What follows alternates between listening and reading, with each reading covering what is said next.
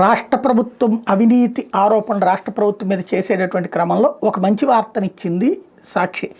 రాజధానిలోని రాయపూడి దగ్గర ఐఏఎస్ అధికారులకు 30 ఎకరాల్లో G+1 పద్ధతిలో ఫైల్ ఫౌండేషన్తో ఆర్సీ కాలమ్స్ బీమ్స్తో లోపల బయట విద్యుదీకరణ, ఐటీ పనులు, లోపల బయట ప్రాంతాల ప్లంబింగ్తో బంగ్లాల నిర్మాణ పనులకు సిఆర్డీఏ టెండర్ నోటిఫికేషన్ జారీ చేసింది.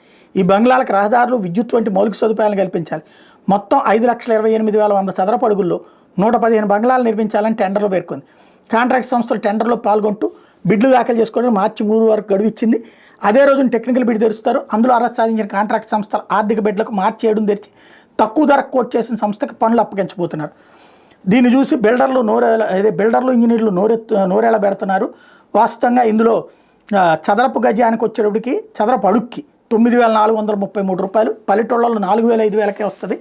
ఏది అద్భుతంగా కడితే అట్లాంటిది వీళ్ళు ఇంత పెట్టి వసూలు చేస్తున్నారు. సరే, అది మంచి చెడు రాబోయే రోజుల్లో తేల్చుకోవాలి. అది పక్కన పెడితే చక్కగా రాజధాని ప్రాంతంలో విల్లాలు రాబోతున్నాయి ఐఏఎస్లకి.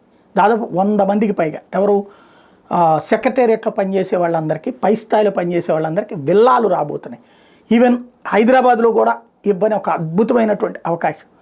పాజిటివ్గా చూస్తే అది మంచి పాయింట్. సరే, ఎక్కువ తక్కువలు ప్రభుత్వాలు ఎవడికాడు తినే ప్రయత్నంలోనే చేస్తుంటారు. ఇందులో తిలాపాపం తలాపిడికిడి అనేది నడుస్తూ ఉంటుంది. అది పక్కన పెడితే ముందైతే ఓ పని జరుగుతోంది.